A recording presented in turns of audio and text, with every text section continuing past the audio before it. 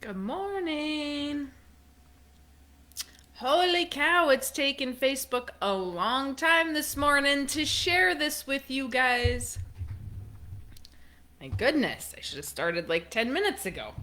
Good morning, good morning. Jeez, I have a mess on my desk. How's everything going, you guys? Oh, we've got some fun meetings this week. Yes, I got a little bit passionate last week. A little bit passionate. And I've had a lot of meetings. How's it going? Say hello. Be social. Maybe you are. Good morning, Tyler. Are you guys in the field already down there? Good morning, Nathan. Happy Friday to you too. I am quite glad it's Friday. It's been a long week. Is it just me? Oh, my hair's all messy. Jess and I were talking yesterday, and she said it's been a long week for her too. So it's not just me. All right, guys, I am going to get started because it is for after. Oh, did I have some fun meetings? So first of all, let me get started here. So yeah, today's podcast is like mediocre. Some of you might find it interesting. I don't know. However, next week's podcast is awesome because I interviewed a demographer. Well, good morning, Miss Nikki. 3 weeks out. Well, if you're 3 weeks out, then we're probably a month and a half. What is it? Oh, it's May. It's April. It's April. Anyway, so next week's podcast is a demographer. Oh, I'm so excited about this. And I just listened to another podcast today of some guy that has numbers. So this is what I like. I love it when people can like give me statistics of stuff. I don't want to do the research on it because that's boring. But I want to hear the overall findings. Yeah. And I was actually doing a little bit of research. Excuse me. I was doing a little bit of research in the farming side of things the other day on agriculture, and I was pretty amazed at the information I was finding that contradicts what everybody is telling us. So if anybody knows a farm demographer, agriculture demographer, that would be exciting. Anyhow, in the podcast that I've done with this demographer, we talk about the demographics of how many millennials there are, the fact that we're 25 million home structures short, the opportunities that are going to arise from having so many millennials in this country, how awesome millennials are. And the fact that the housing crisis, here's a little tidbit. The housing crisis in 08 and 09 was not solely on the banks. I did not know this because if you want to just study one side of everything, you just get one side of everything, right? And so interestingly enough, the demographics say that when the housing crisis, it was a bank issue as well, right? The banks overlent money. But when the housing crisis started and we had to sell houses, we couldn't sell any houses because why? There weren't any Generation Xers to buy them. There are boomers. So boomers go like this: Gen X population and millennials. Millennials are bigger than. So boomers, Gen X, millennials. There's a ton of millennials. And so we have housing stuff going on right now everywhere because millennials are finally starting to move out.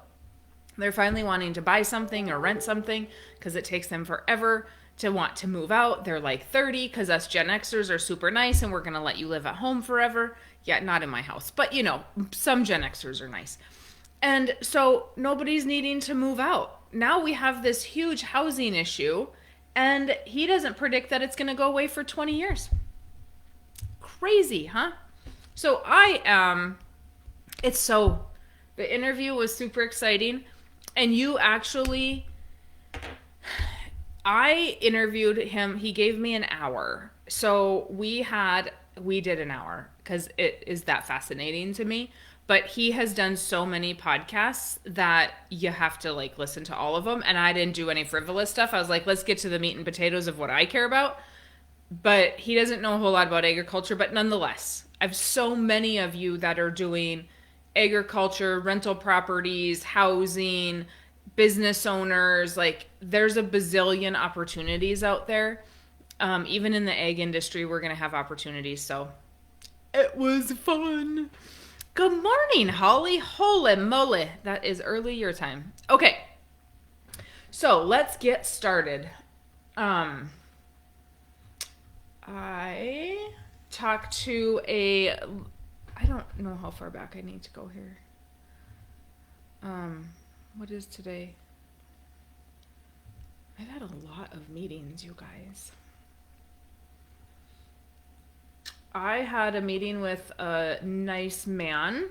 Let me see if I got to start up here. Hold on. I thought I was ready. Don't leave me. Don't leave me. Oh, I have a lot of single people. You single people, if you're listening, and I talked to them about this, so you're welcome to those of you that are trying to take over. I'm like, you guys, if you are single with no children, you need to communicate. People are out there wondering what you're going to do with your stuff when you retire. Are you going to pass it off to the neighbor kid who is working for you? Are you going to pass it off to a niece or nephew who is farming? Have you talked to anybody about it? Are you going to want to sell it? Like, just because you're single does not mean that you don't get to talk to people. And here's it's kind of a two-sided sword. Oof, I'm hot. It's kind of a two-sided sword. If you're single and you have land, then you want, like, sell it before you have to, or I don't know. Nobody wants to talk to you and you don't want to talk to anybody. It's tough because there's no expectations. Nobody has any expectations, right? And you're going to just be the awesome aunt or uncle that just gifts it over, and that's absolutely fantastic, and everybody's going to be happy when happy to get what they get when you pass away. But nobody knows what they're going to get. Nobody knows if they can buy it. Nobody knows to prepare. Okay? So if you're single, please think about that. That the neighbor guy or the aunt, niece, nephew, cousin, whatever, that they would love to prepare. Okay, and nobody wants to ask you because they don't want to sound greedy. Doesn't mean you have to keep giving it to them just because you've talked about it. But think about that if you're single. And if you're the one that's got somebody single in your life, I don't know, I can't help you. I don't know what to do with them. Nobody wants to talk about it. Even in my own family, my brother does not have children, so I've even been talking to him about it. And I'm like, what are you going to do with it? Does anybody know? Like, nobody wants to talk to you guys about it.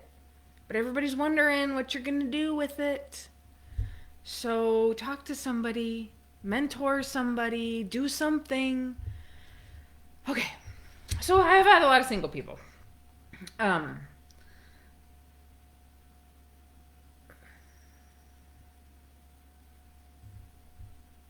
don't have a lot to talk about on that guy. Let's go to this guy.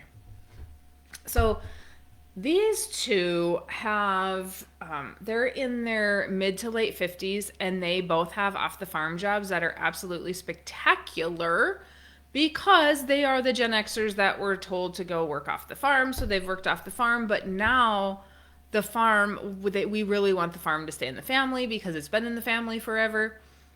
Which is something you see that way more in the South than you do here in the Midwest. If people have to sell their farms up here, eventually they have to sell them. It's something that we just are like, okay. In the South, because they've been in the farm 5-6 generations, that does not typically happen. You guys what I see is people are coming back to the farm to save it, which is exactly what's happening here. So these guys are moving from states away to go back in June, July, and to be able to start farming and do a whole bunch of cattle stuff. And so hoping to be able to work along with that, but really starting over and kind of learning all about the ranching industry again, and what that looks like and all that good stuff. So that was interesting. Right now they've got some cattle, but what are we going to do? You know, they don't have any loans. They're going to have a lot of equity in the house that they sell. So they want to build a house. And so just talking about what do we do with that money if we're going to sell? Do we use it all as a down payment? How do we use that? And then figuring out, well, there's already a house on the place. So if there's a house on the place and the son is renting it, what if the son moves out? So there was some figuring out of what do we want to do, and what if the son does move out, and then do we still build a house? Do we build as nice of a house? So lots of things that they have to figure out. Good morning, Francisco. Okay. Next one was very, very interesting. Another single guy, no children. This meeting was,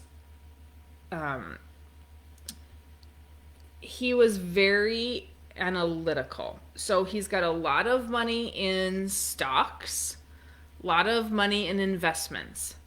But he wanted he farms with his mom and his brother, and he only owns a certain percentage of it. So when we get into situations like that, it's always a little bit harder because now I just have one of the three, right? And so I can't do anything with the LLC. I can protect his interests and say, hey, you need to personally go get insurance on the brother. Mom's too old, but you need to personally go get insurance on the brother. The crazy thing here is like almost nobody's insurable. And there's one niece. One. So 2 brothers, only 1 grandchild. And I'm not sure I don't remember if she farms or not. She has something to do with agriculture, but she's not farming with them. So what happens who do we insure? I don't even know if he's going to be insurable. The fun thing about him is super, super, super nice guy. He wanted references, which fine, I don't care. Most of my clients are happy to talk to people. So he wanted references in his state, which is great. I've got 3 clients over there that were happy to have him call and visit with him. And he is really doing his due diligence. Again, fantastic, but I do find it kind of funny. Have you done the due diligence on all the money that you have in your 401k and the stock market? Are you questioning the financial advisor? Are you asking him what you have your stocks in? Are you doing the due diligence on that? Or did you just hand the money over? People need to stop thinking that this is not legal, that this is not okay. Now, if you're going to stick $500,000 in here, then I would expect you to do your due diligence, right? And $100,000, whatever. Dollar amounts are equal to whoever we're talking to. But at the end of the day, why are you holding me to a different standard? If you're going to research this, then I expect you to research everything that you're doing in the market equally as much. Ask your financial advisor these questions. Ask them hard questions and pin them to the wall. I know all my answers because I've been asked a bazillion times these hard questions. And people want to know vital signs of companies. They want to know who I am. They want to make sure I'm not taking anybody's money. And I get it, 100%. But just because the guy lives in town with you and he is your financial advisor does not mean that he knows what he's doing. So please, if you're going to do this, hold everybody to the same standard and do your due diligence on it. I did. And guess what I found? Financial advisor didn't know what he was doing. He didn't know anything. He didn't want to research anything. He didn't want to look at anything new. So for him, I don't know if we're going to be able to start anything. I don't know. Because of the fact that I don't know who's insurable and who's not insurable. Okay? Um, I also had, here's another one, 23 and single, but he's only 23. Um, this kid is, oh, I just love my millennials. So this kid is working for a friend, whatever. That guy's in his 40s and he farms a lot of land. And so he is basically just saying, hey, here I am, mentor me. I am in no rush to go out on my own. I am in no rush to start anything. He is being super smart. He works for that guy. He does some of his own excavation. He's bought a little bit of his own equipment, but most of it he rents because he does not want to go in debt to do any of this stuff. And so he said, Mary Jo, the guy I work for will sell me some land, but I don't really want to, I'm not really in a rush to buy anything. I would really like to just, for a couple of years, continue to work under him and learn. And he said, there's a lot of guys that work for this guy, and he is the one that he's like, well, he makes about 60,000 a year. And he said, I can make more than that because I'm always willing to work. Everybody else wants to quit at quitting time. Nobody will go on a weekend. Nobody will go after hours.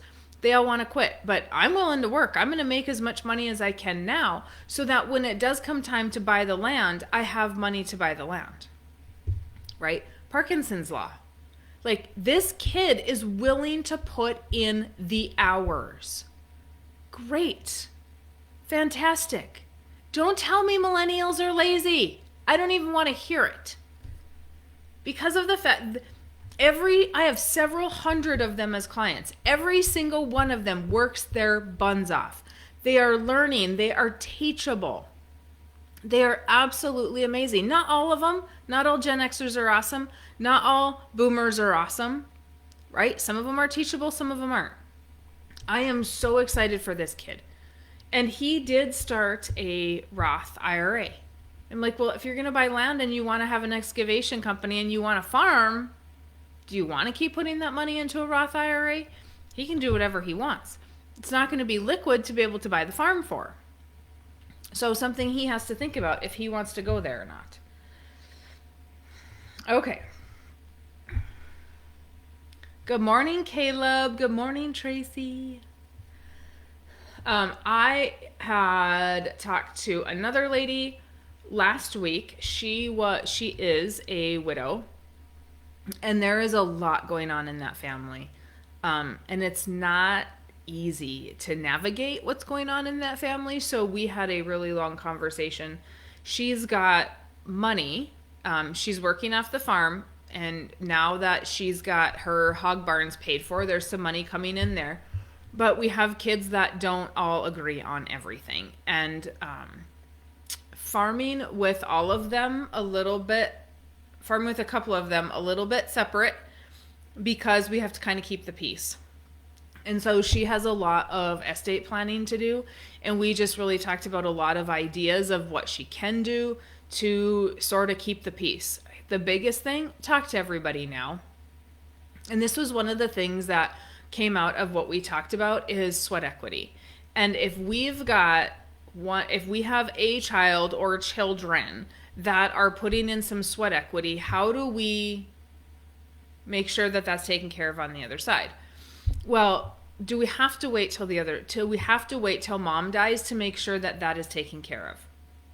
When land is split and everything is split, houses are split, money is split, do we need to make sure that do we have to wait until then? No, we don't. And so in order to alleviate some of that issue, why don't we just pay them now? Right? She has a couple of them. They are helping her out. Great. If one is helping you more than the other, then you need to negotiate a salary. You need to compensate him X amount for salary, and he needs to keep track of his hours. Well, he's not keeping track of his hours. Everything we've talked about, she's already thought about. She is on top of it, man. And I said, well, if he's not keeping track of his hours, then he doesn't get compensated because he's making it more difficult than it needs to be. And so it is what it is. This is how you're going to get compensated. Keep track of your time. Don't be here's the thing. Here's the thing that Gen Xers and millennials need to understand. The generation before you, if they are in a situation like this and they're actually talking to you about what's going to happen with an estate plan, do whatever you need to do to make sure that you are making it easier on them, because they are making it easier on you. This isn't a one-way road. It is so rare that people actually talk about an estate plan that if they are, don't be a little turd and take advantage of that and be like, oh, I'm not going to keep track of my hours because it's too hard. You know what's hard? Stressing out mom and dad. That's what's hard. Do we need to stress them out? No. Know your limits of when to push and when not to push. And if they're trying to help, work with them. Don't be a turd about it. So she has a lot going on. And we really talked about, do we sell the hog barns? Do we not sell the hog barns? Do we keep them? How do we make things equal? How do we pass it off? How do we use life insurance? Because life insurance is obviously going to be she is still young enough, because she was a very young widow. So life insurance is obviously going to be a huge aspect of how this gets paid off to the child that's maybe not on the farm, or one that doesn't get as much of the farm, however that works. But talk about it today, okay? Then I had, so with that being said, and the little bit of German passion I had there, because we can have both sides of every coin, right? The next client I had, she and her significant other, they're ranching. They want to ranch. They are some awesome millennials. I love my millennials. And they have some rental properties. They've got all kinds of good stuff going on. They have some off the farm income. And so there is nobody to take over grandma's land. The Gen Xer is not on the farm. So we have a boomer and we have a millennial.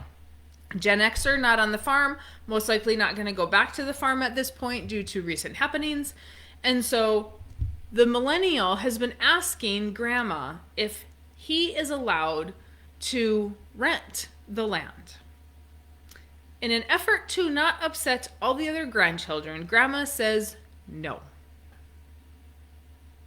But you're upsetting the one that wants to keep it alive. The other ones are gone. Not coming back, don't care, have expressed this to grandma. But what does grandma keep doing? Renting it to a neighbor kid. What the hell? This is as bad as the one before. That's not keeping track of time and making it difficult. Seriously? Come on, people. So 5 years, it hasn't been used. This year, she's saying, oh, you know what? Yep, you can use the pasture. That hasn't been touched in 5 years. But we're not going to give it to you. We've been asking for 3. We're not going to... no, we might upset somebody else. Who cares if I upset you? Think about it. You have one option to save this family operation. One. He wants to do it, and you don't want to hand it over. I don't get it. Then these young people wanted to buy a apartment building, fourplex or something like that. And they went to the bank, and the local bank told her, oh, I need your dad's land as collateral. Now, this young lady is super smart. She isn't stupid. She's like, no, you do not need my dad's land as collateral. That's not happening. She goes back to the owner of the apartments and says, you know what? I'm really sorry. The local bank here is not going to lend us land without my dad's land as collateral, and I am not putting my dad's land up as collateral. And the local owner, or the owner of the building, said, that is pathetic. Our local bank should be helping out our small community because you guys want to keep this going. If he doesn't want to finance you, then I will be the bank. And that guy is owner financing them on the buildings. He is mentoring them. He is making sure that they know everything. And he is a very wealthy man in the community, apparently. And he owns several buildings and he has homes in several states. And he is just pouring into them as much information as he can to teach them. Why? Because they are teachable. And we have a boomer slash Gen Xer. I don't know how old he is. Late 60s, probably. I don't know where that ends. But he has a boomer slash Gen Xer that actually wants to teach. There are people on both sides of the equation. So on one side, grandma's not giving them anything. On the other side, they're being taught, which is absolutely fantastic. And they were super nice about it. Like, they're not mad at grandma.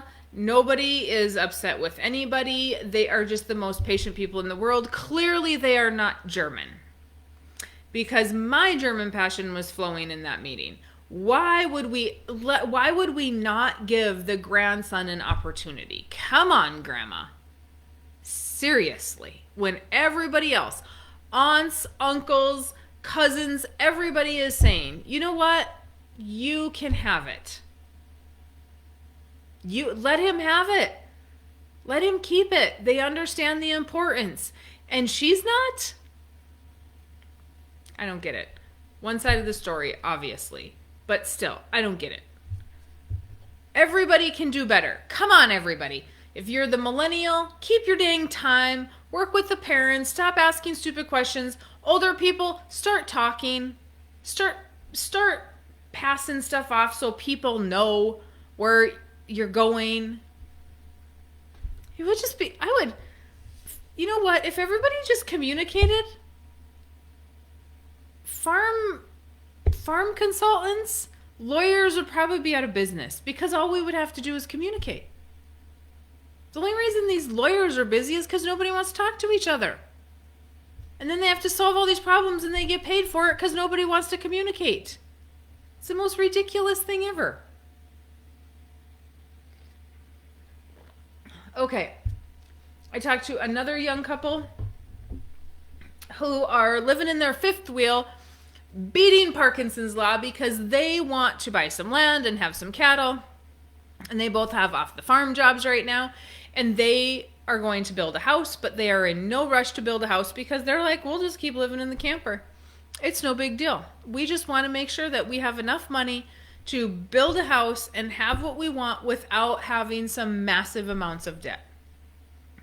Absolutely fantastic. They also have... Here's the thing that they learned kind of the hard way, is that the husband started a business last year and they were not taught to really put money away for taxes. And so they kind of got hit with a lot of taxes, and then they weren't really prepared for those taxes. They're all okay and they can pay their taxes, but here is a little bit of advice. If you are going to start a business, you need to take X amount of money and put it away for taxes. I just assumed that most people knew that, but most people don't understand the tax code, and they don't think that they need to pay attention to the tax code. But if you are going to be a business owner, I'm sorry, but you need to be an accountant, you need to be a marketer, you need to be a bookkeeper, and you need to be your business owner. Sorry. So nobody's going to do that for you. And if they do, your business is most likely not going to be successful. The other thing is that in his business, he's got it all set up. No, he does not have it set up as an S Corp. He has it set up as a sole proprietor. Well, all of his $100 and some thousand flows to him. He's paying way too much money in taxes because he should be an S Corp so he can get some of that as a payroll. That is a given amongst every accountant I've ever talked to. If you make more than $40,000 a year, $30,000 to $40,000 a year net, after expenses is net. If you make a profit of $30,000 to $40,000 a year, you should be an S Corp designation because it can reduce your tax liability. Something to think about. That is what every accountant I've ever talked to says. So you guys just take that for whatever it's worth. Are you guys hearing that? I've had like 5 birds hit my window. Must Be my lights that confuse them, and they think that they can fly through here. I'm gonna find like 10 dead birds out there today. But I like the fact that these two are really beating Parkinson's law and saying, you know what, we need to do this. And they read the book and it registered for them. And they're saying, you know what, we can sacrifice so that we can start building our bank. I talked to another young couple, well, middle-aged couple, I guess. And this is really fun. They're extremely entrepreneurial. So he is farming full-time, but they also own a couple businesses in town, and they own some real estate in town. And they have had to separate their farm income because he just got a loan for a first-time farmer for him only. So now he has to keep track of certain things for the first-time farmers program, but they've already been farming, so then they have his farm and they have their farm so that they can qualify for that program, which is actually kind of nice for them so that they can expand. They do have quite a few loans. Not that they can't pay them, but things are obviously a little bit tight at the moment. Her big question is, Grandma passed away and we know we're getting something from the estate. We still don't know quite what it is, but it is going to be, some kind of minerals or something like that. And so being able to funnel money into a policy in a lump sum and then back that off every year after, if that money is not going to come consistently, and anybody in the oil world knows money is not consistent in the oil industry. And so that was fun just to see that they have this business, and it's not a matter of like this gal is kind of like me, like, oh, I want to do that, I'm just going to go do that. And then she just goes and does it. And so she has a lot of businesses going on, and it's super fun. And she just makes them work because that is how she is. All right. Had another one that she's working off the farm. He is working full time for somebody. They've got some cattle of their own, and they're really wanting to expand, but they don't have the land to expand. So they are looking at adding some sheep or goats in with their cattle so that they can make the whole operation more profitable without buying any more land. Obviously, that is part of it. I also met with another guy this week he was over on the West Coast, and he had hazelnut trees. And he grew seed grass, and he grew seed for everything. It was very fascinating because it was not a crop that we see ever around here. So that was pretty exciting. Oh, the gal that I was just talking about, she actually started a mill for lentils and is creating flours and brownie mixes and cake mixes and that sort of thing. And so that's exciting to see how that goes for her. But we're talking like this other guy, hazelnuts. That's like 5 to 7 years before they start to produce. It's a long time. And then growing the grass seeds. I've only talked to one other person that is growing grass seed. And that's interesting too. And it would be fun to see how that's all done. But here's the crazy thing about what he's doing is he's then harvesting the straw from the grass and sends it over to Japan, I think he said, and they feed it to their cows. A lot of what that guy did ended up either in China or Japan. I'm like, how does it get there? Stupid question, but I live in the middle of the country. There isn't a port next to me that stuff can just go to the port and go to Japan, right? Like our stuff goes to the elevator and then from there it goes to wherever. So that was super fascinating for me too.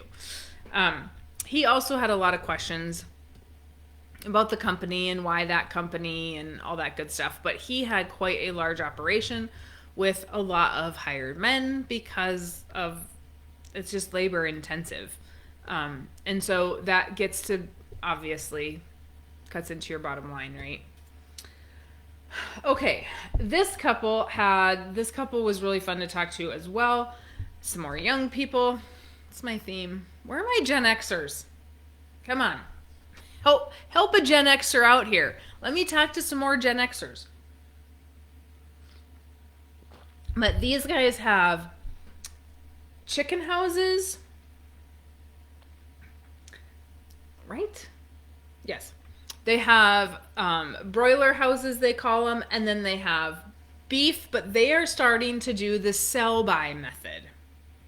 And so that, if you guys have not heard about the sell-by, not buy-sell, it's called the sell-by. I don't know why it is named that way. But the sell-by method, cannot think of the guy's name. Anyway, they are doing that, and he has just started, and they figured, oh, we're going to make X amount a year, and it has kind of taken off for them already, and they just started this. And this method is all about buying cattle here and shipping them there, and buying cattle, feeding them out for a few days, and, month or two, putting some weight on them and selling them. It is not about, you don't buy and hold. That is not the game here. It is sell, buy. So you're buying them and then you're selling them to somebody else cross country. And so you go where you can find them cheap, and then you sell them where you can sell them higher. Same cow, didn't really do anything to her, just figuring out where in the country are they selling cheaper so we can sell them for more. Super exciting to talk to them, because they too,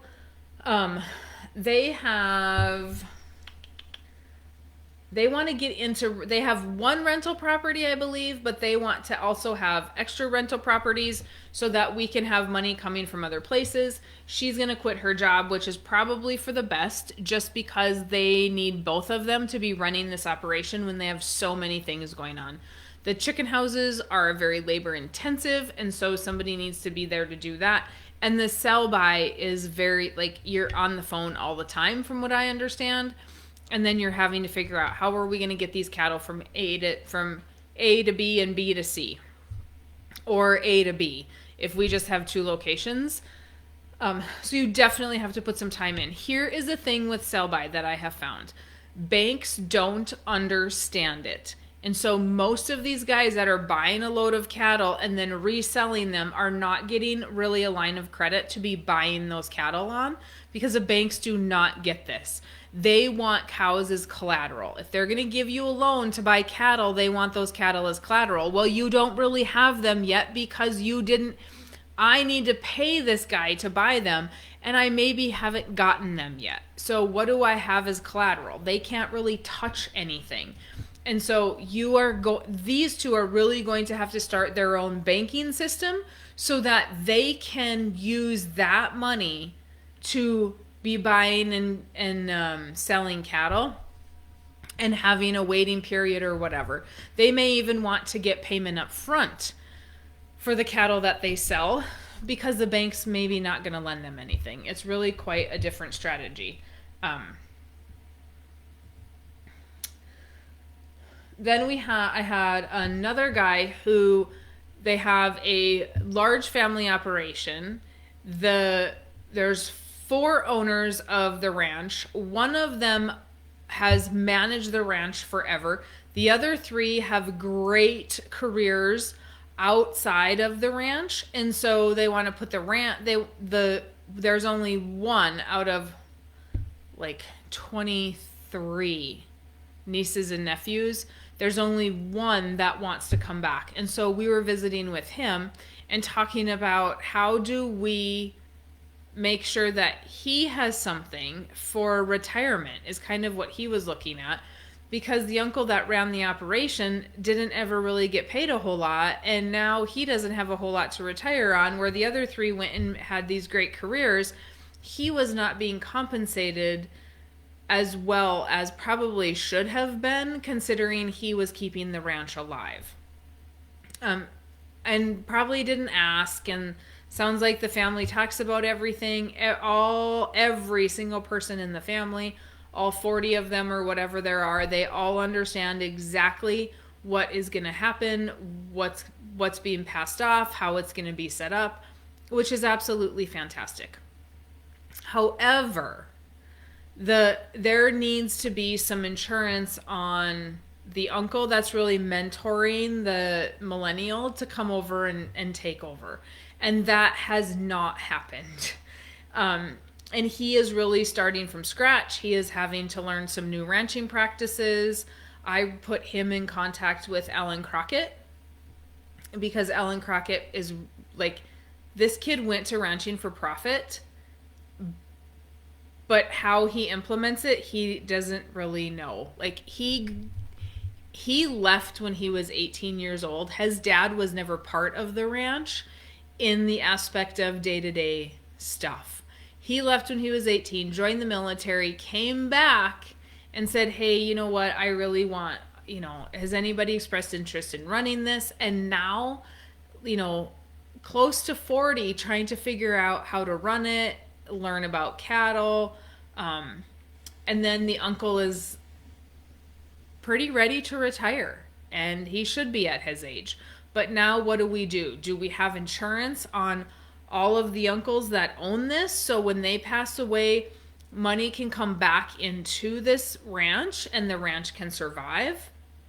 How is the ranch going to compensate him? Does the ranch maybe own the land and not own the cattle? And he can own the cattle and have his own profit if he's going to do some intense grazing or something, make his own profit without having to take payroll from the ranch, and ask 20 some people if he can take that, if he can increase his wages.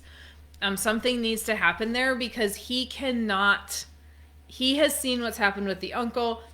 Everybody else has now noticed, oh yeah, the uncle really doesn't have a lot to retire on, so we maybe need to change the structure of what that is going forward. Interestingly, though, the people off the ranch don't want the ranch income because it is hurting their taxes. So, but it's not hurting the taxes of the person working there because the person keeping that alive is working their buns off. So that whole thing needs to be reevaluated, but he needs to be having insurance on other people if he can do that, and insurance on himself. Because here's the other thing, they need insurance on him. If something happens to him and he's the only one that wants to take over, then what do we do? Okay. I had another young couple. His situation was a little bit difficult because he is actually working with the neighbor. The neighbor is mentoring him. The neighbor has children, and he gets first right of refusal. However, he did not know really what it's going to cost. If he doesn't know if he can buy that farmstead, if he's going to get his mom and dad's farmstead, if there's another farmstead down the road of an elderly lady who he helps as well, and he farms her stuff and they kind of take care of her and she's a family friend. So he has a lot going on that he's not sure about. But at the end of the day, it doesn't matter what we have going on and whose place we're going to buy if we don't have any money to buy any of it. And so really having to look at how do we make more money so that we can buy it. And his significant other makes a lot of money and she has done a really good job of saving. And I said, here's the deal. If you are going to use her money to buy any of these places, she's not giving that to you. She is lending that to you. You have to pay her back because you are using her retirement. She wants to buy rental properties. She wants to do stuff with her money because they are not married yet. She wants to do stuff with her money. You don't, no. I mean, ideally, no money exchange is happening until we're married. But even then, the farm has to pay you back. If the farm cannot make money on its own, then the farm has to put that in as a loan repayment. If it can't repay it, then it can't be buying it. Plain and simple. If we have money in our life insurance policy and we want to buy something, just because the money is sitting there does not mean that you can buy it if you can't make the payment back. Okay? It is still a loan. It's no different than the bank is sitting there with a whole bunch of money, but you can't borrow it unless you can make a payment back. Exact same thing in your life insurance policy. If you cannot make the payment back, any type of payment back, then you should not be borrowing it. Okay? So many people have money in their 401ks and IRAs, which is exactly what happened to the next couple that I talked to. Another young couple that have a whole bunch of money. They want to expand. They're going to be buying grandpa and grandma's land. The whole estate plan is set for them on grandpa and grandma's stuff, and they have the money to do it, and they're putting X amount away, but they're also putting a massive, massive amount of money into 401ks and IRAs. What is that going to do? We want a ranch and we want a farm. That's not buying us any land. That means that, so she was stressed out because she's like, well, where am I supposed to be buying? How am I supposed to buy land if we're putting all this money away? Well, you got to put money maybe in a different system like life insurance so that it remains liquid so you can use it to buy the land. Because now we're putting it into 401ks and IRAs, and then we have penalties until we're 59 and a half. So maybe we just need to redirect those dollars. And the question she had for me is, well, Mary Jo, but that is his retirement. We're putting that money into his retirement because he doesn't have anything through work. I said, so if you put the money in the policy, okay, we've put it in the policy and we've used it all these years, and we've borrowed and we've paid it back all these years. At 65, if we have it paid back, do you think that we're going to still have it for retirement? Yes, you will. I actually ran the numbers for them, and I don't remember what it was. I think it was like $15 million or something is what they are going to need for retirement. And if they're putting away 20% of their income, 20% of their income, with a 4% inflation, they are going to need a 10% rate of return every single year in the market, a 10% rate of return to live like they're living today. They're going to need over $400,000 with a 4% inflation to live like you're living today on a little over $100,000. You guys, it is not about saving yourself into retirement. I don't know how many times I sound like a broken record. You cannot save yourself into retirement. If we need to have that money liquid today so we can go be buying things, starting businesses, expanding the farm, buying land, whatever it is, so that we have money for retirement. Okay? Please remember that. So again, she's like, well, where are we going to get the money? And I'm like, if you want to stop contributing, we can redirect those dollars and use them. Keep what you've got there. But if you want to redirect some or all of it, we can redirect some or all of it so that you can use it. You're only in your 30s. You've got a long time to 59 and a half. What happens when an opportunity arises? Right? And they're young. Here's another thing. You young people, you millennials, please remember that land that comes for sale is probably not going to be the only time in your lifetime that came for sale. Because if a Gen Xer is buying it, they're probably going to die before you. So you're going to get to use it again. If your neighbor that's buying that land is 20 years older than you, it'll probably go for sale again. Right? And don't think that everybody's got their shit together, because they don't. Nobody talks in estate plans. Like, maybe, I'm going to guess, I don't know the statistics, but I'm going to guess that maybe 2 to 3% of farmers actually estate plan. Don't tell me that land's not going to come for sale. Don't tell me that the next generation is so far removed that they're not going to sell it, because they probably are. Okay, that's all I have for today. That's it. I hope that helped, or gave it, I don't know, just people I've talked to this week, which obviously were almost all millennials. In the last 2 weeks, I've talked to, out of all my meetings, I had 3 maybe that were not millennials. Have I ever said that I like those people? I like our Gen Xers too. And I like my boomers. I have them all. I really do. But us Gen Xers are getting old. And we're just tired. And we don't want to work as hard as we used to. And we are not going to work like the boomers until we're 80, 90 years old. It's just not, we may, but we're not going to work full force. And the millennials are fresh and they're excited and they're doing all this stuff. And I love it.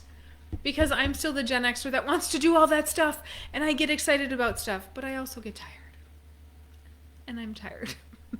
At night, I sit down and go, oh my gosh, I don't know if my brain can even work any more than it has already. But I love listening to all their ideas and everything that they're doing and learning about it. And it's just super, super fun. I did talk to a few guys this week that fertilizer's killing them. Oh, stinking fertilizer. That sucks.